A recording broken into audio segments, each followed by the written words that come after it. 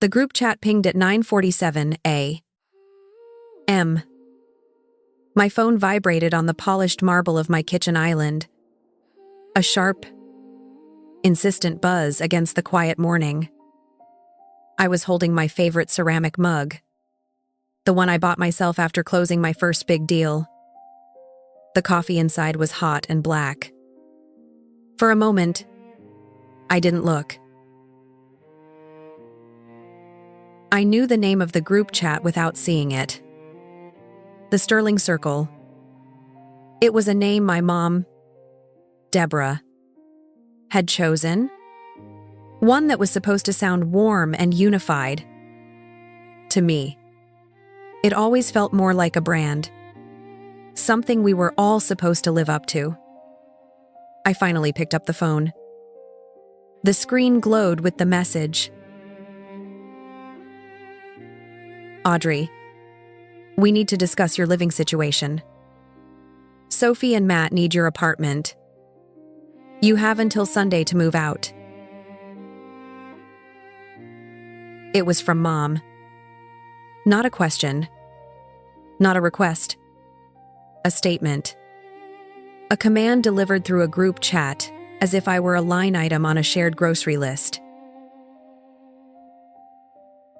My thumb hovered over the screen. The words didn't feel real. Your apartment. The place I had found, secured, and paid for. The place that was my sanctuary from the world, and more often from them. My eyes flicked down. A new message popped up just seconds after Mom's. It was from my sister, Sophie. It wasn't words. It was a link to a Pinterest board. The title was Loft Makeover. I tapped on it. A sick feeling grew in my stomach. The page loaded with images of sun-drenched rooms, reclaimed wood, and hanging plants. Pictures of my apartment, my living room, my bedroom, my view of the Boston skyline. It was all there, reimagined with someone else's furniture, someone else's life. Sophie had been in my home taking pictures, planning her takeover, and I had known nothing about it. Then my brother Tyler commented. His words were small and sharp like bits of broken glass. Finally, she doesn't need that much space. She. Not Audrey. Just she. An object. A problem being solved. He wrote it as if I weren't even in the chat. As if my feelings were irrelevant. As if my life was just a collection of resources to be redistributed to needier, more important family members. They didn't ask. They ordered. This wasn't a discussion. It was a verdict. They had held the trial without me and decided my fate. I was to be displaced for the convenience of my sister. It was the story of my life condensed into 3 text messages on a bright screen. I took a slow sip of my coffee. The bitterness of it grounded me. I looked around my kitchen at the clean lines of the cabinets I'd chosen, the sleek appliances I'd paid for in cash. I looked out the floor-to-ceiling window at the city waking up below. This was my life. I had built it brick by brick, deal by deal, in silence. They saw me as a tenant in my own life. Someone whose space was temporary, conditional. Someone who could be moved around like a piece of furniture to make room for someone else. They had no idea I wasn't a tenant in this building. I was the landlord. I owned every floor, every window, every brick. I set my coffee mug down on the counter with a quiet click. A small smile touched my lips. The first real one in a long time. This time there would be no quiet packing. No sad acceptance. No graceful retreat. This time I wasn't moving for anyone. I'm Audrey Sterling. I am 32 years old. And on paper, I am an acquisitions director at a commercial real estate firm in downtown Boston. It's a good job. It pays well. It's the job my family tells their friends about. Oh, Audrey. She's doing great. Works with spreadsheets or something. Very steady. Steady but unremarkable. That was the unofficial family motto for me. I was the responsible one. The quiet one. The one who never caused any trouble. I was the background character in the vibrant, chaotic story of the Sterling family. My role was to be predictable so everyone else could be exciting. What they didn't know was that my steady job was just one part of my life. The other part, the real part, started after I left the office. It lived in a different set of spreadsheets. The ones on my personal laptop. It lived in late-night phone calls with contractors and early morning site visits before the city was even awake. It lived in a company I built from nothing. A legal entity with a simple private name, Sterling Assets, LLC. Sterling Assets, LLC owned 7 buildings across the city. Small apartment complexes. A mixed-use property with a coffee shop on the ground floor. And this one? My crown jewel. A luxury loft building on Kingsley Avenue. In total, my portfolio was worth just over $12 million. It was a number so large it felt like it belonged to someone else. But it was mine. I had earned it. I had sacrificed for it. It was a secret I kept coiled inside me.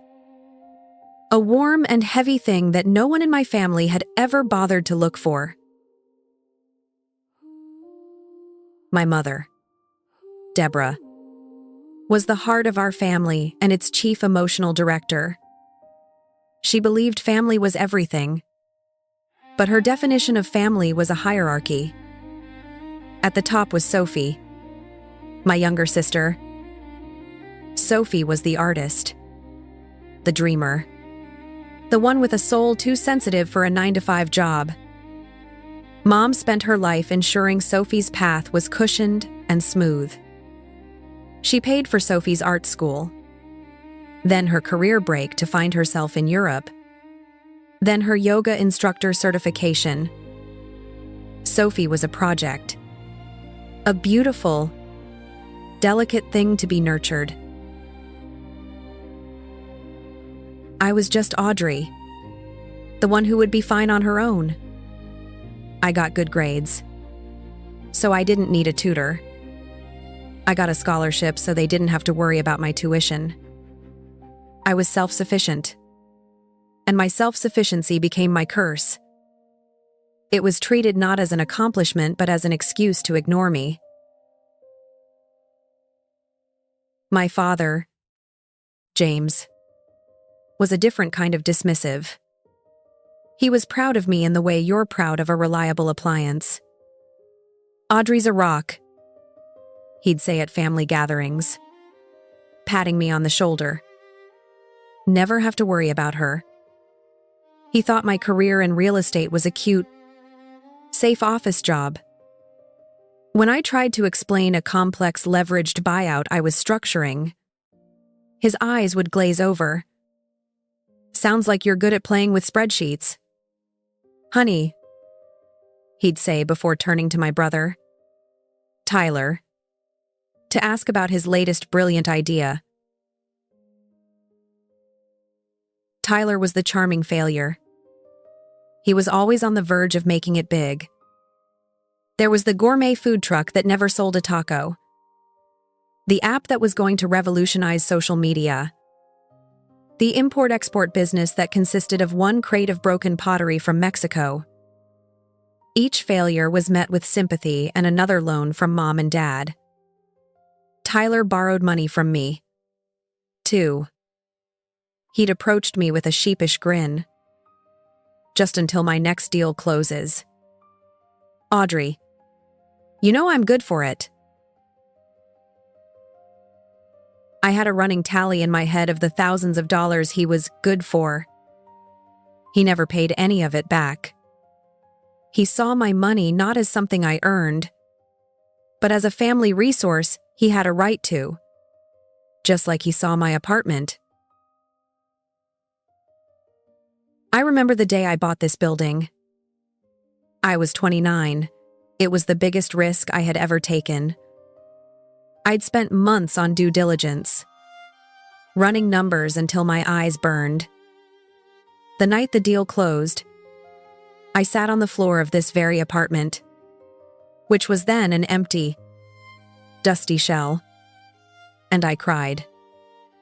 They were tears of terror and triumph.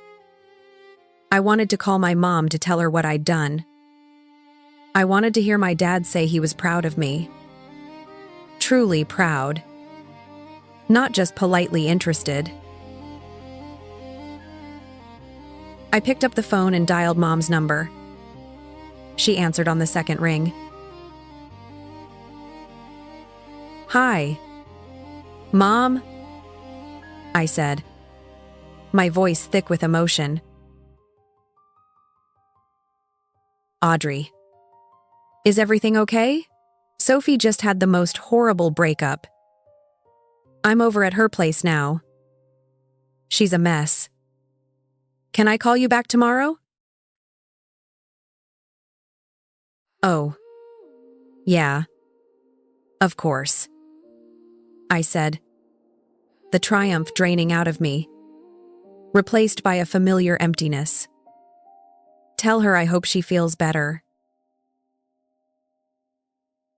I hung up. I never tried to tell them again. They never asked what I'd built. They never asked where my money came from. They saw my nice apartment, my designer handbag, my new car, and they simply absorbed it into their narrative of me. Audrey is doing well. A simple fact requiring no further investigation. They assumed they knew the ceiling of my success, and it was comfortably below their level of interest. They thought I was just the girl with the office job, the girl who was steady but unremarkable. They had no idea that while they weren't looking, I had quietly, painstakingly built an empire, and they were standing in the middle of it, trying to kick me out. The group chat stayed open on my phone, a wound I couldn't stop poking. After Tyler's comment, the silence from my end was apparently taken as agreement. The next message to appear was from Mom, wrapping the eviction in the familiar, suffocating blanket of family obligation. This works better for everyone. Audrey. Sophie is getting married. Matt is moving in with her. They need a proper start. A nice place. You can find another place. It's not that hard for you. It's not that hard for you. The 6 words she had used my entire life to justify asking me for one more sacrifice. It wasn't hard for me to give up my weekend to babysit so Sophie could go to a concert. It wasn't hard for me to give Sophie my old car when I bought a new one, even though I had planned to sell it. It wasn't hard for me to be the designated driver, the sober sister, the one who cleaned up the mess. My competence was not a source of pride for them. It was a resource to be exploited. My dad, James, chimed in a few minutes later. His message was meant to sound final, authoritative. the voice of reason closing the case. We talked it over. Audrey, your mother and I agree. Sophie deserves a fresh start. And that loft is perfect for a young couple. It's the right thing to do. We talked it over. The royal we. The parental unit that made decisions in a closed-door meeting and then presented them as non-negotiable facts. I was never invited to these meetings. My opinion was never solicited. I was the subject of the discussion, not a participant. I pictured them at their kitchen table, my mom stirring her tea, my dad reading the paper, casually rearranging my life between sips and rustles of newsprint. Audrey won't mind, my mom would say. She's so independent. And my dad would nod. Satisfied. Family business concluded. The final twisting knife came from Sophie herself. No apology. No hint of awkwardness. Just a laughing emoji followed by a breezy, "Thanks. Sis, you're the best. We can start moving some boxes in next week." She didn't even wait for my response. She thanked me for a gift I had never offered. A sacrifice I had not made. The laughing emoji felt like a mockery. It was the laugh of someone who has never been told no. Who has never had to consider the cost of their desires to anyone else. She was thanking me for surrendering my home as if I had offered it on a silver platter. This was their pattern. It had been their pattern for as long as I could remember. It was a well-oiled machine of assumption. They would identify a need, Sophie's need, Tyler's need, and then they would identify my resource that could meet that need, my time, my money, my car, my home. The final step was the family decision. The benevolent announcement that I would be providing my resource for the greater family good. They never saw it as taking. They saw it as loving. And if I ever pushed back, even gently, I was the one being selfish. I was the one who wasn't a team player. I remember when I was 16, I had saved up for months working at a local bookstore to buy tickets to see my favorite band. I was so excited. The concert was on a Saturday night. On Friday afternoon, my mom told me that my aunt and uncle were coming into town unexpectedly, and the adults were all going out to dinner. I would need to babysit my younger cousins. But Mom, the concert, I had said, my voice small. Honey, it's family. Family comes first. You can go to a concert anytime. It's not that hard for you to miss it. I didn't go to the concert. I spent the night wiping up spilled juice and reading bedtime stories while Sophie went to a party with her friends. When I cried in my room later, my mom told me I was being dramatic. It was just a concert. But it was never just a concert. It was never just a car.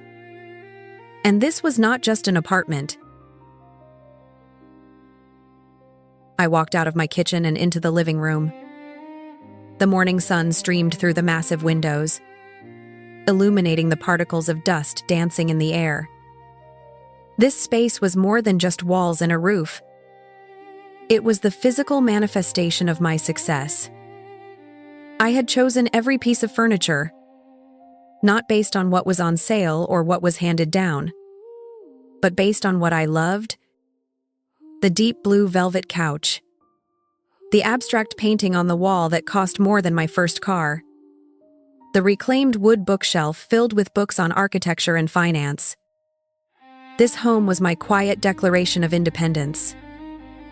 It was proof that this steady but unremarkable girl had done something remarkable. And they wanted to take it. Not because they were cruel, but because in their minds, my accomplishments were as provisional as everything else about me. They were things that could be reallocated to someone more deserving. I stood in the center of the room and looked out at the skyline. The view was breathtaking. It was a view of the city I had worked so hard to conquer in my own quiet way. Their favor wasn't a favor. It was an eviction. It was the ultimate expression of their belief that nothing I had was truly mine if someone else in the family wanted it.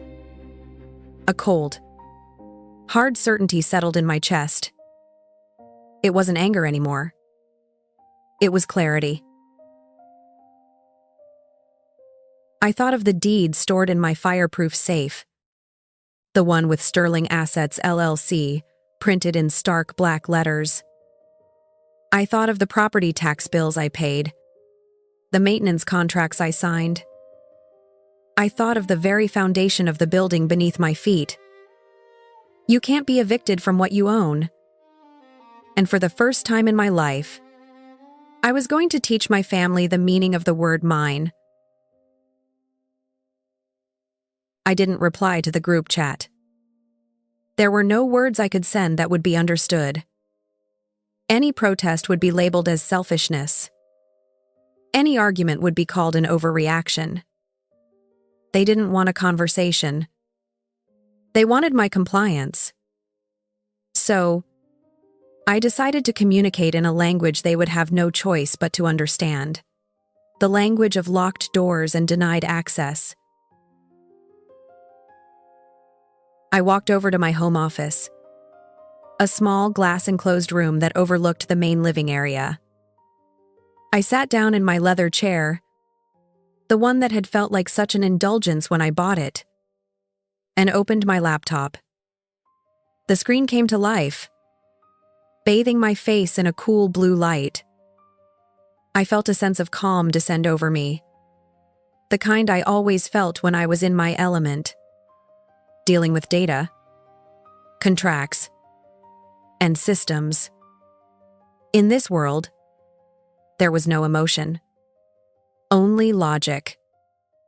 There were no family obligations, only property rights. I navigated to the secure login page for my property management portal. I typed in my username and password, then completed the two-factor authentication from my phone. The system dashboard loaded, clean and organized. It was a world my family had no idea existed. It showed occupancy rates, maintenance requests, and financial summaries. To them, I played with spreadsheets. To me, this was my kingdom. I clicked on the Properties tab. A list of my 7 buildings appeared. I selected the one at the top of the list, Building 421 Kingsley Avenue. The profile for the building loaded. 12 residential units. 1 commercial space on the ground floor. I'd fought hard for this property. The bidding was intense, and I had to leverage everything I had to secure the financing. I remembered the seller, an old-school real estate mogul named Arthur Vance. He had been skeptical of me, a young woman sitting across the table from his team of gray-haired lawyers. But I knew my numbers. I knew the neighborhood's growth potential. I knew the building's structural reports by heart. In the end, he'd shaken my hand and said, "You've got guts. Kid, don't let anyone take what's yours." I hadn't thought about his words in years, but they came back to me now. I scanned the data on the screen. My own personal spreadsheet. Purchase price, $2.6 million. Date of acquisition, June 12th. 3 years ago. Current appraised value, $4.3 million. Owner of record, Sterling Assets LLC. I clicked on the link for the LLC. Another screen popped up showing the corporate details. A single line defined the entire structure. Principal owner, Audrey A. Sterling. Me. My name. The legal, indisputable fact of my ownership. I took a screenshot and saved it to my desktop. Not because I needed proof, but because I knew they would. Then I navigated to the Security and Access section of the portal. This was where I managed the electronic key card system for the entire building. I clicked on Manage Key Cards. A list of all active cards for 421 Kingsley Avenue appeared. There were dozens for the other tenants, but I filtered it to show only the cards linked to my unit, Penthouse A. 4 active cards were listed. Audrey Sterling, primary. Deborah Sterling, spare. Sophie Sterling, backup. James Sterling, unauthorized copy. My jaw tightened as I read their names. Each one represented a boundary that had been crossed. Mom's spare was for emergencies, but she used it to drop by unannounced. Usually to criticize my housekeeping or borrow an expensive bottle of wine. Sophie's backup was because she was always losing things. She'd come and go as she pleased, treating my apartment like a free hotel and closet. But it was Dad's that made my blood run cold. Unauthorized copy. I had never given him a key card. He must have gone to the old building manager, a friendly man who retired last year, and charmed him into making a copy. The thought of him having his own secret access to my home without my knowledge or consent felt like a profound violation. They hadn't just overstepped. They had tunneled under the fence. With 3 precise clicks of my mouse, I changed the status of their access.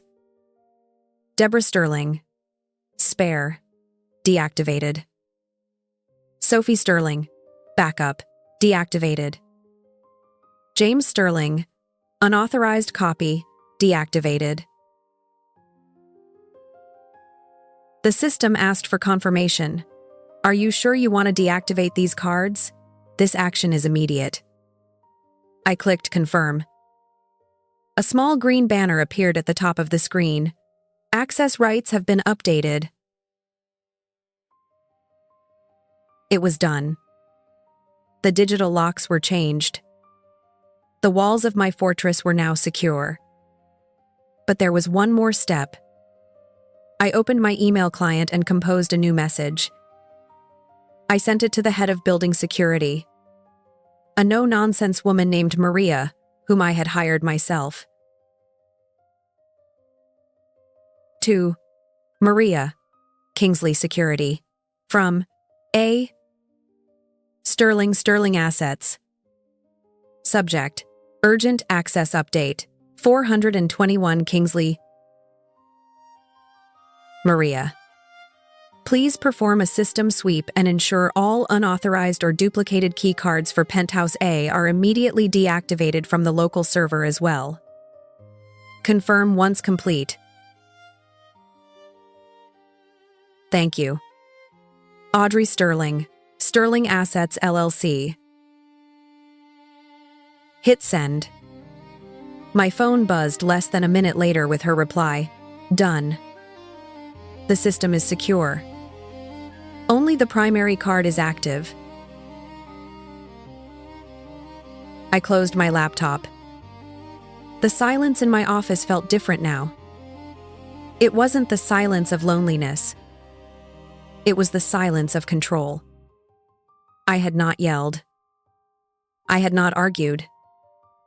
I had not defended myself. I had simply enforced the rules. My rules. They had treated my home like a family community center. I had just reminded them that it was, in fact, private property. And the owner was tired of having uninvited guests. I went about the rest of my day with a strange sense of detachment. I went to the gym in my building's fitness center, a facility I had personally overseen the renovation of. I answered work emails. I reviewed a proposal for a new property in the Seaport District. All the while, my personal phone sat face down on the counter. A silent black rectangle. I was a scientist who had set an experiment in motion and was now waiting for the inevitable reaction. It started at 3:15 p.m. The first attempt was from Sophie. My phone buzzed once. A text message. I had a feeling she had probably decided to get a head start on her move. Likely planning to measure for curtains or drop off a few boxes of her things. Sophie. Hey. My key isn't working. The light on the door just flashes red. Did you forget to pay the electric bill or something? LOL. The casual condescension in her message was familiar. The assumption was that any problem must be my fault. My disorganization. The LOL was a little sprinkle of sugar on top of the insult. I read the message and placed the phone back down. Silence was an answer she wasn't used to. An hour later, at 4:30 p.m., Mom tried. Hers was a phone call. I let it ring until it went to voicemail. Immediately after, a text message appeared. Mom, Audrey. I'm downstairs. My keycard won't let me in the front door. The concierge says it's inactive. Did you mess with the security settings? You need to fix this. I have groceries for you. The groceries were her excuse. Her Trojan horse. She used them as a reason to gain entry. To inspect my life. To give unsolicited advice. You should be eating more greens. Audrey. This place is a little sterile. Don't you think? The accusation was clear. Did you mess with the security? She knew on some level that this was my doing. But she couldn't comprehend why. To her, my locking her out was a technical glitch. A stubborn tantrum. Not a deliberate strategic move. The final act began at 6:30 p.m. Right when I knew my dad would be home from work. My phone rang again. It was him. His calls were rare and usually meant he wanted something. I ignored it. A text followed a moment later. His words clipped and angry with the characteristic typos of a man jabbing at his phone screen with a fat thumb. Dad, stop playing games. Audrey. I'm with your mother. Neither of our keys work. Call me back now. The escalation was predictable. Sophie's annoyance had turned into Mom's accusation, which had now become Dad's anger. They were a united front of indignation. Their convenience had been disrupted. Their assumed access had been denied. The natural order of the Sterling family, where Audrey's life was open to all of them at all times, had been broken.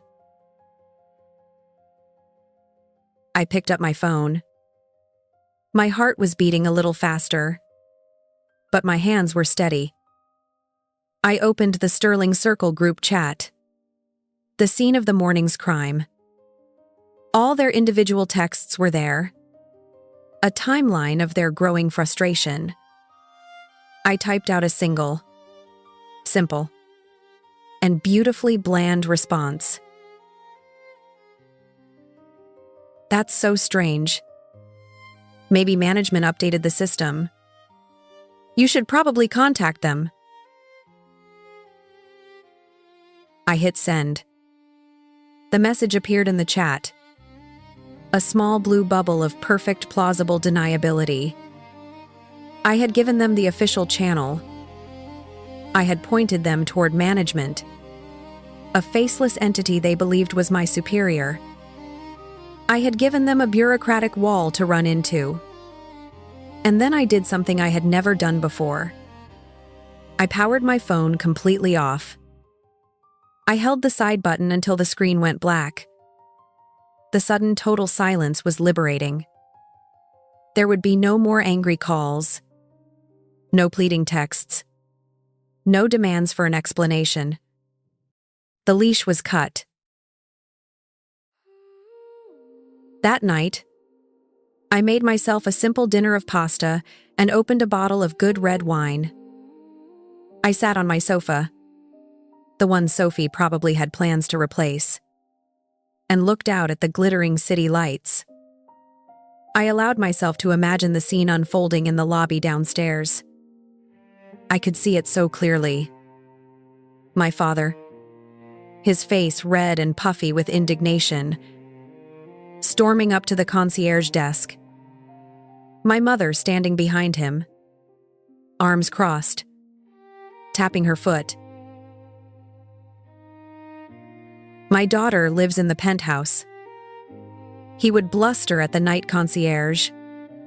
A calm, professional man named David. Our keys have stopped working. There's been a mistake. David, following the protocol I had helped write, would look at his screen and say, "I'm sorry, sir, but the owner has deactivated all non-primary key cards for that unit. I can't let you up without the owner's direct permission." The owner? My dad would scoff. I don't need the owner's permission. Just call Audrey. Tell her we're here. I'm afraid I can't do that, sir, David would say, his voice perfectly even. The owner of record for this entire building is a company called Sterling Assets. All access requests have to go through them. I imagined the slow, creeping confusion on my father's face. Sterling Assets? He wouldn't recognize the name. He would assume it was some faceless corporation. He would demand to speak to a manager, a supervisor, anyone with authority. And he would be told politely but firmly to contact the owner, a person he had no idea was his own daughter, sitting upstairs peacefully drinking a glass of wine, finally in control. The next morning, the sun rose over the city, casting long shadows across my living room floor. I was up early as I always was. The quiet hours before the world started humming were my most productive. I had already been through my morning routine. A run on the treadmill, a quick shower, and now I was sitting at my kitchen island with a steaming mug of coffee and my laptop, reviewing the preliminary financials for a warehouse property in the Dorchester neighborhood. It was just another Tuesday, but I knew it wasn't. I was waiting. The silence from my family over the last 12 hours had been deafening. It was the silence of a storm-gathering force just over the horizon. My phone, which I had powered back on, rang at precisely 8:15 a.m. The screen lit up with my father's picture. I took a deep, steadying breath, clicked accept, and put the phone on speaker. I didn't say anything. I just waited. For a few seconds, there was only the sound of his breathing on the other end. Ragged and uneven. He sounded like he'd run a marathon. Finally, he spoke, and his voice was nothing like the booming, confident tone he usually used. It was thin, shaky, and laced with a confusion so deep it sounded like pain. "They told me," he began, his voice cracking on the second word. "I went back to the building this morning. I spoke to the day manager, a woman. She told me the property is owned by a company, Sterling Assets." I took a sip of coffee. The warmth of the mug felt good in my hands. I said nothing, letting his words hang in the air between us. I knew this was hard for him. He was a man who liked to be in control, to understand how the world worked. And his world had just been turned upside down. He continued, stumbling over the sentences. They said the owner's representative is the manager. They gave me a name. Your name. He paused, and I could hear him swallow hard. They said you're the manager. Audrey. This was the moment. The culmination of a decade of being underestimated. I kept my voice perfectly level, calm, and clear. The way I would speak to a business associate, not my father. "That's right," I said. The silence that followed was heavy with disbelief. I could almost hear the gears turning in his head, trying to make sense of a reality he had never considered possible. He was trying to fit me, his unremarkable daughter, into the role of a powerful property owner. And the pieces just wouldn't connect. "You're joking," he finally whispered. It wasn't a question. It was a plea. He wanted this to be a joke, a misunderstanding, a ridiculous prank that we could all laugh about later. Because if it wasn't a joke, then everything he thought he knew about me, about our family, was wrong. "I'm not," I said, my voice still even. "I bought this building 3 years ago. It's the 6th property I acquired for my company." "That's impossible. Audrey," he blurted out, his voice gaining a bit of its old dismissive force back. It was a reflex. When confronted with something he didn't understand, he declared it impossible. "You don't have that kind of money. We know what you make. You work in an office."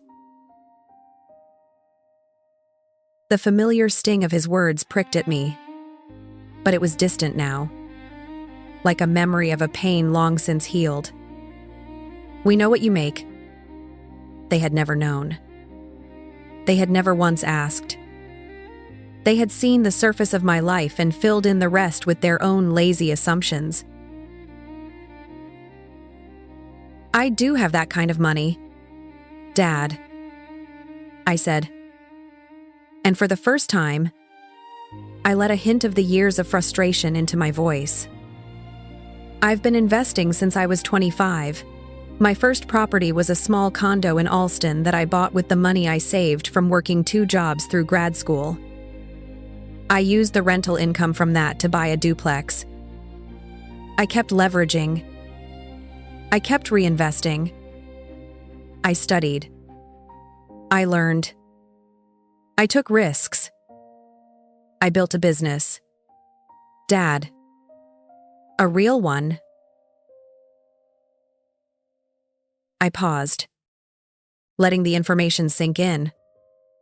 I thought of all the times he could have known. The family dinners where he'd ask Tyler about his latest failed startup, but would only ask me if my commute was still bad. The holidays when I'd mention a zoning board meeting and he'd change the subject to football. The time I tried to show him my business plan and he'd patted my head and said, "That's nice. Honey, don't work too hard." I leaned toward the phone, making sure he heard every single word of my final statement. The one that held the weight of all my lonely success. "I did all of this while you were all looking the other way," I said, my voice soft but unyielding. "I have the money because I earned it. You never knew because you never asked." The silence that stretched between us this time was different. It wasn't confusion anymore. It was hollow. It was the vast empty space where a relationship should have been. In that silence, I heard the sound of his pride cracking. I heard the confession of his neglect. He had no response. There was nothing he could say because I had told him the simple, undeniable truth. And the truth was that his daughter was a stranger to him. A stranger he had created through his own lack of curiosity. My father's call was the tremor of a distant earthquake. My mother's was the volcanic eruption. The shock in the family had curdled into righteous anger. And as always, my mother was its primary voice. She called that evening. I had just finished dinner and was curled up on the sofa reading a book. The peace was short-lived. My phone buzzed on the cushion next to me, displaying her name. I let out a slow breath and answered. "Hello, Mom." There were no pleasantries.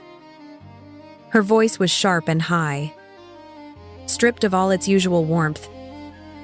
"Your father told me. I have to say, Audrey, I am speechless.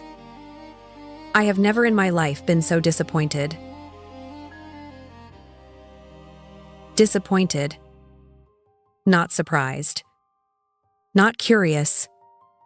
Not even proud. Disappointed because my success had inconvenienced her. I stayed silent, turning a page in my book. I refused to be the first one to fill the silence, to apologize for an offense I hadn't committed. "How could you do this?" she demanded. "How could you lie to us for all these years?" I didn't lie. "Mom," I said, my voice calm. "I just stopped talking about things no one was listening to."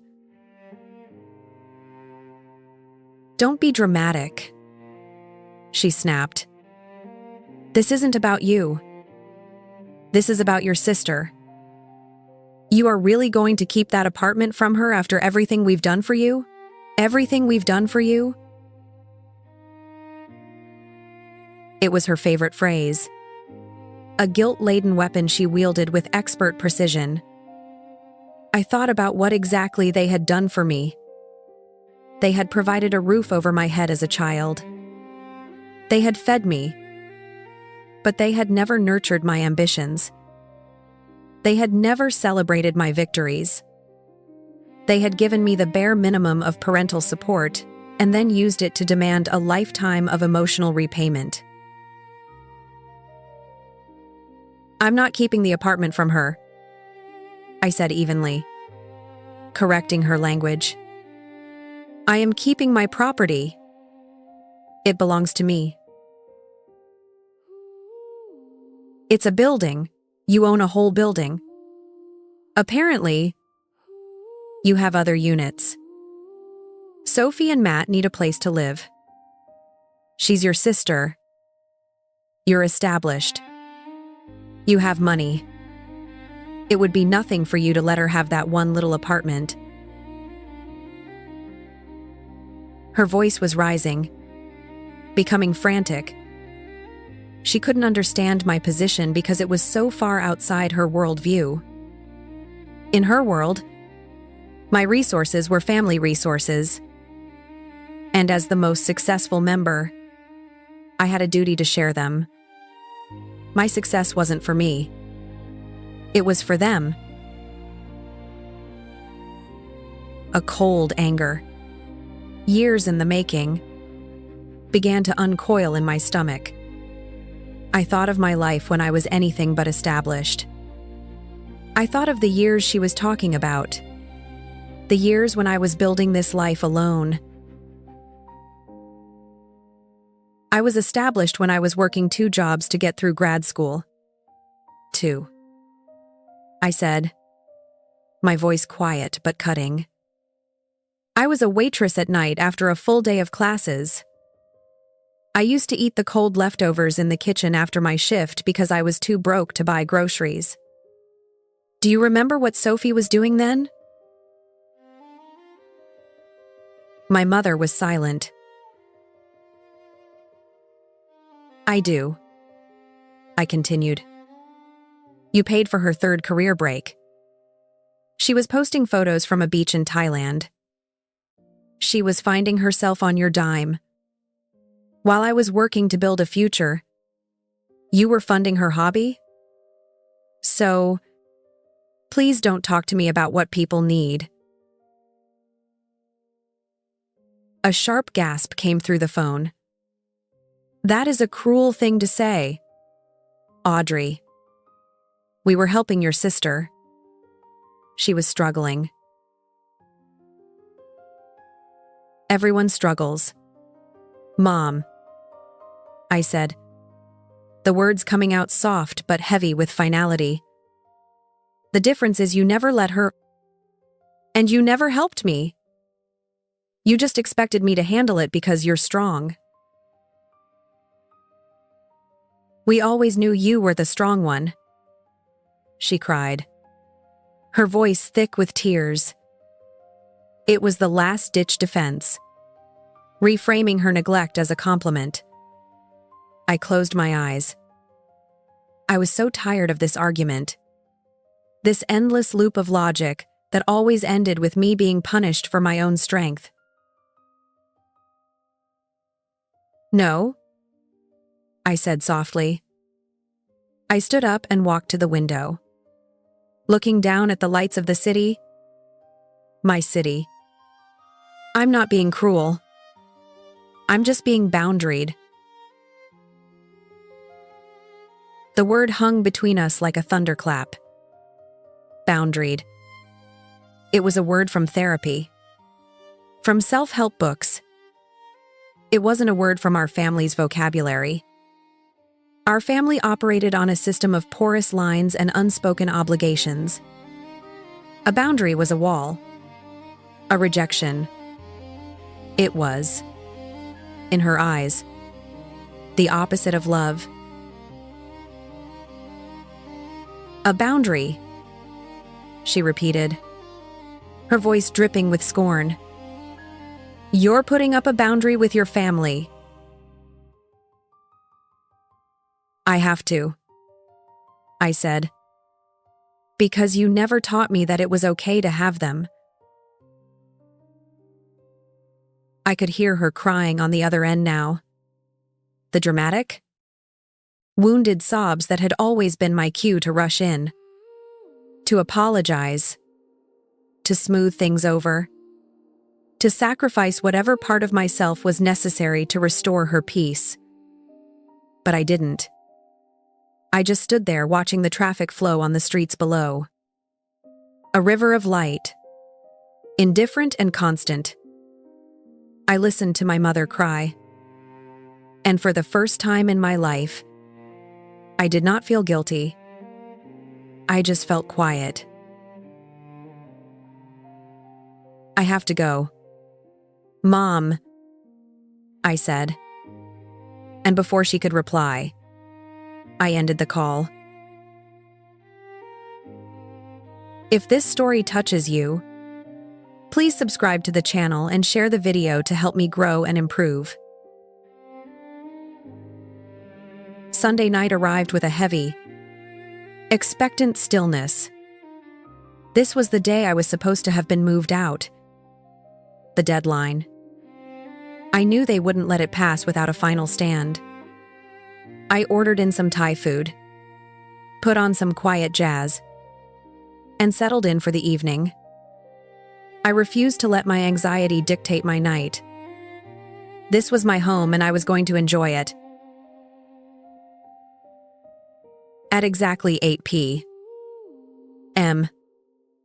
the chime from my smart doorbell echoed through the apartment. I put down my book and walked over to the monitor by the door. On the screen, displayed in crisp night vision, was the entire Sterling family. My father stood in front, his shoulders squared, trying to project an authority he no longer had. My mother was beside him, her face pale and her arms crossed tightly. A portrait of maternal suffering. Beside her stood Sophie, her expression a mix of defiance and petulance, and her fiancé Matt, who looked profoundly uncomfortable, shifting his weight from foot to foot. And in the back, half hidden, was my brother Tyler, looking at his phone, already bored with the drama he had helped create. They looked like a firing squad. This was their last resort. A show of force. A united front designed to overwhelm and intimidate me into submission. The old Audrey would have been terrified. The old Audrey would have opened the door, stammering apologies. I pressed the talk button on the intercom. My voice was calm and clear, amplified into the hallway. "Can I help you?" My father jumped, startled by my disembodied voice. He cleared his throat. "Audrey, open the door. We need to talk. We need to fix this." Fix this. His words meant he wanted to erase the last week. He wanted to rewind to a time when I was compliant, when their decisions were law. "There's nothing to fix?" I replied through the speaker. "But I do have a solution for Sophie and Matt's living situation." I saw Sophie perk up, a flicker of hope on her face. She probably thought I was about to surrender. "Unit 7B is vacant," I continued, my voice professionally cheerful. "It's a lovely 2-bedroom with a great view of the park. It will be available on the 1st of the month. You can apply for it online. The building's website has all the forms." The silence in the hallway was thick with shock. My father stared at the camera as if it were an alien object. Sophie's jaw had dropped. Matt had the good sense to look embarrassed. Tyler finally looked up from his phone. "Is she serious?" I heard him mutter to Sophie. Matt, ever the peacemaker, stepped forward with a weak, placating smile. "Hey, Audrey," he said, trying to sound friendly. "That's great. But you know, since it's family, maybe we could work out some kind of family discount." This was their last angle. If force didn't work and reason didn't work, they would appeal to the financial obligation of family.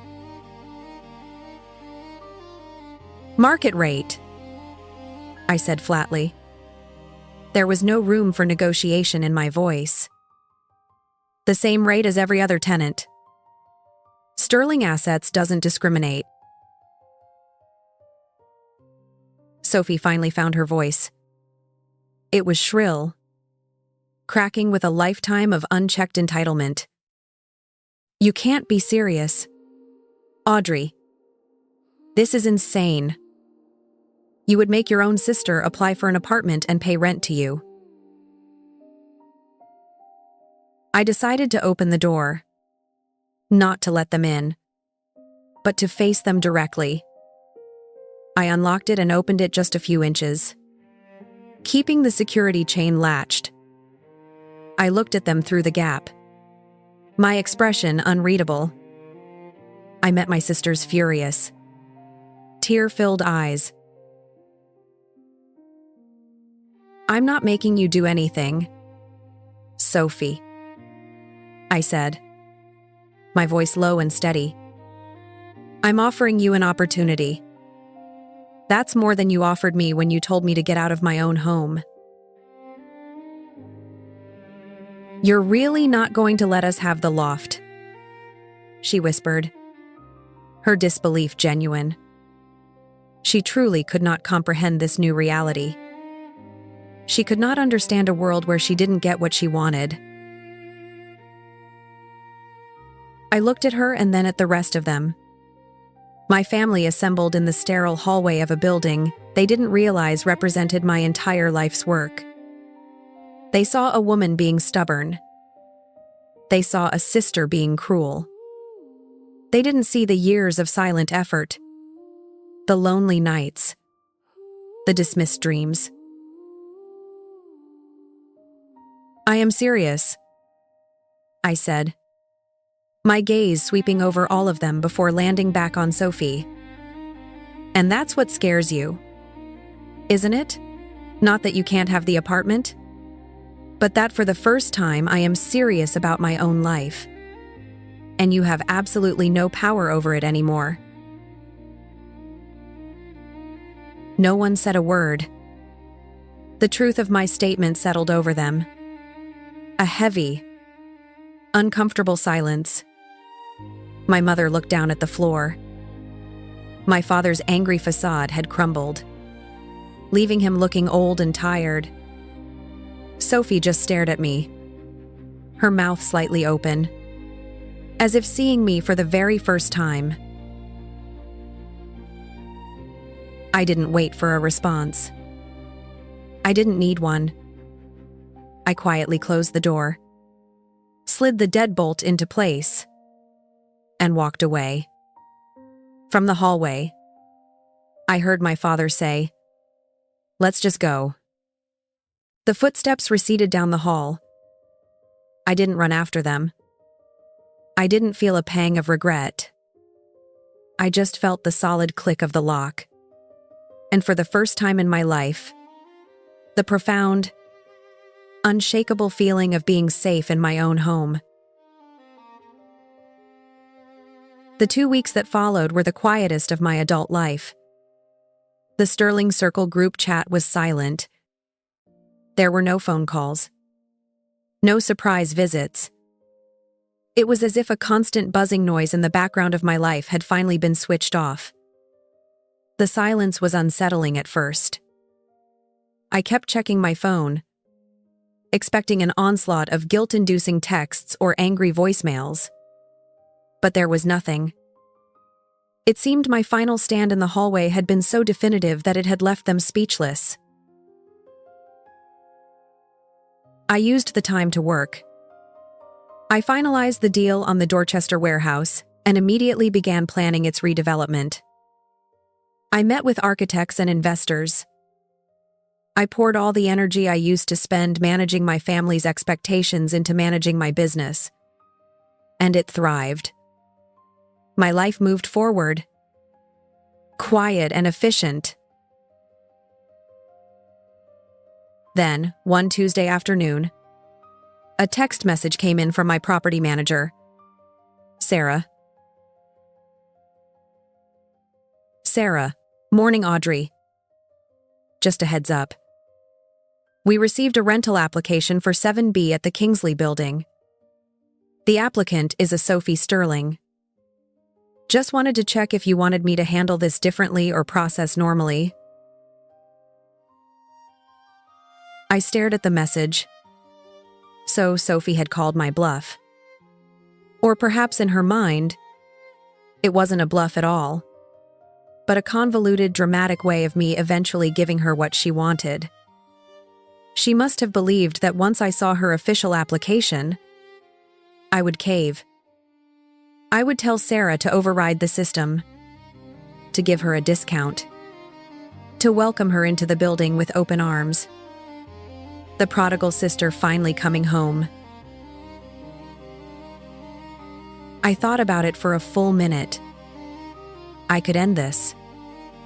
I could give her the apartment and maybe, just maybe, begin to repair the chasm that had opened up in our family. A small, weak part of me, the part that had been trained since birth to be the peacekeeper. We wanted to do just that. Then I thought about what that would mean. It would mean that my boundaries were not boundaries at all, but merely suggestions. It would mean that their pressure had worked. It would mean that nothing had really changed. I typed my reply to Sarah. Me, process normally. The same standards apply to everyone. Sarah, got it. I put my phone away and didn't think about it again. The system was impartial. It was based on numbers and facts, not on history and emotion. Sophie would either qualify or she wouldn't. The decision was out of my hands. I had created the rules and now I too would abide by them. 2 days later, Sarah sent me a brief email with the subject line, Application Update, 7B Kingsley. The body of the email was short. Sophie's application had been denied. The attached credit report told the whole story. A low credit score from multiple maxed-out credit cards. A significant amount of student loan debt from her various abandoned artistic pursuits. And a stated income from her part-time yoga instructing job that was far below the building's required income-to-rent ratio. She was, by every objective measure, a financial risk. I closed the email. I felt a pang of something. Not pity, but a sad resignation. This was the result of a life without consequences. A life where Mom and Dad had always been there to bail her out. She had never learned to stand on her own 2 feet because she'd never been allowed to fall. My personal phone buzzed an hour later. It was a string of frantic texts from Sophie. Sophie, I got an email. It said my application was rejected. Rejected. Is this a joke? Sophie, Audrey.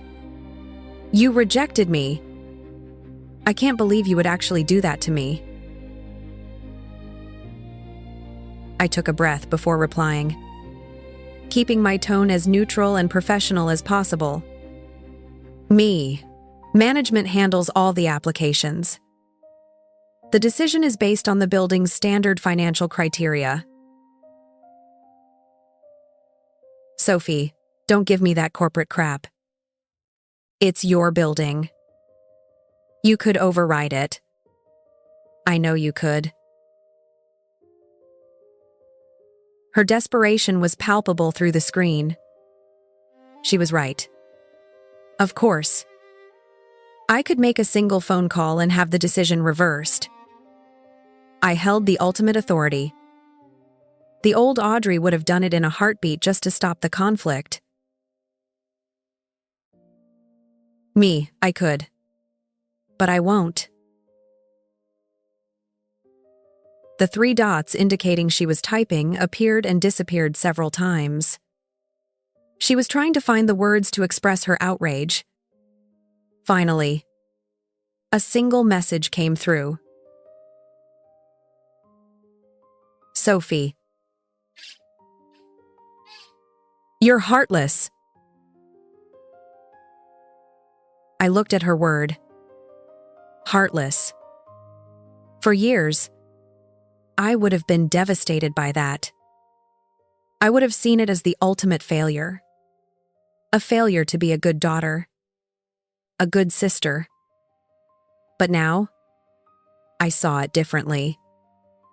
What she called heartless, I called self-preservation. What she saw as cruelty, I saw as the consequences of her own actions. I'm not heartless. Sophie, I'm just done being your safety net. I sent the message and put my phone on silent. There was nothing more to say. The safety net was gone. And for the first time, my sister was going to have to learn how to fly or fall on her own. 3 weeks passed. The silence returned. But this time, it felt permanent. Like a new foundation had settled. I learned through the family grapevine, a sympathetic aunt who still spoke to everyone, that Sophie and Matt had rented a small 1-bedroom apartment in a less fashionable neighborhood across town. It was all they could afford on their own.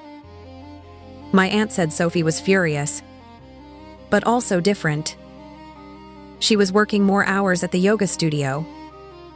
Matt had picked up a second job on weekends. For the first time, their life had a direct connection to their own effort. My relationship with my family found a new, strange equilibrium. It was a landscape of cratered earth with small, tentative paths being built around the damage. My mother only texted me on holidays now. Short, impersonal messages. Happy Thanksgiving. Audrey. Merry Christmas.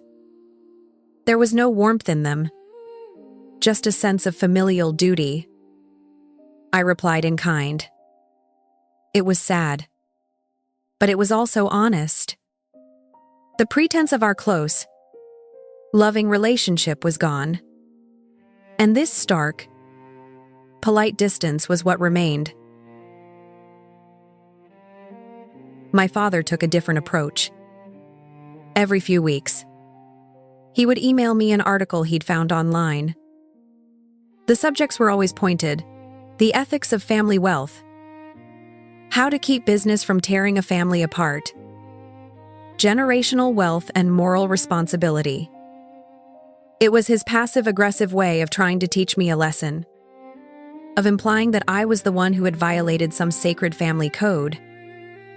He still couldn't see that he was the one who had written that code and it had been broken long before I bought a building. I never replied to the emails.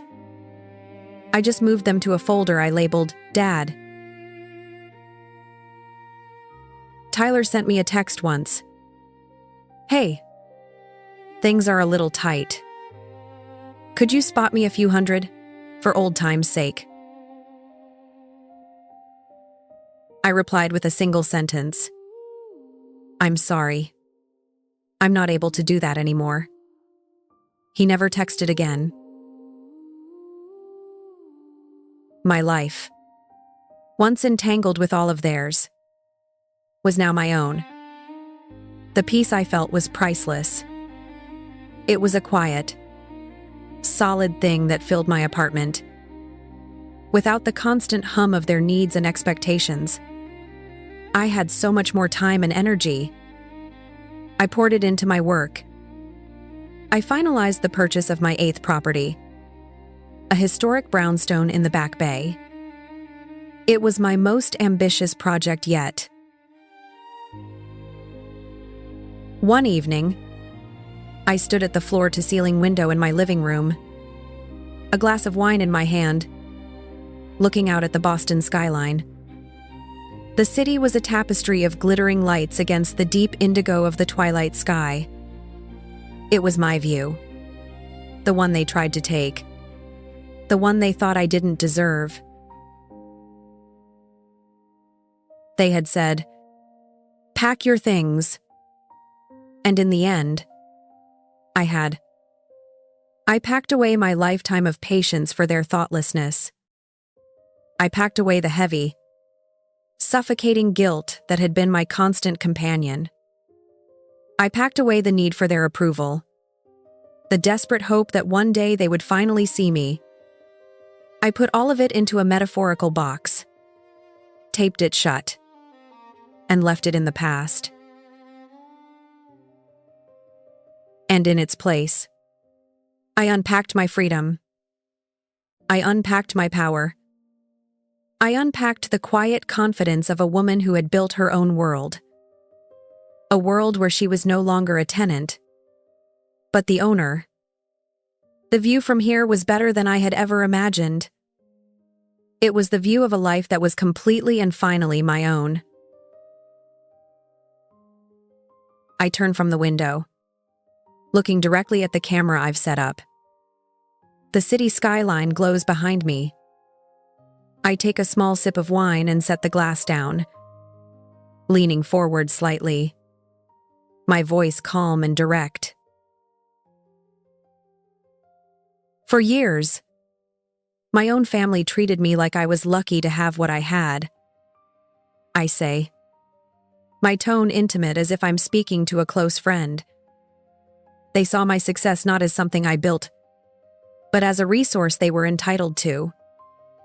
They assumed my strength meant I didn't need support, and they assumed my silence meant I agreed. I pause, letting the words sink in.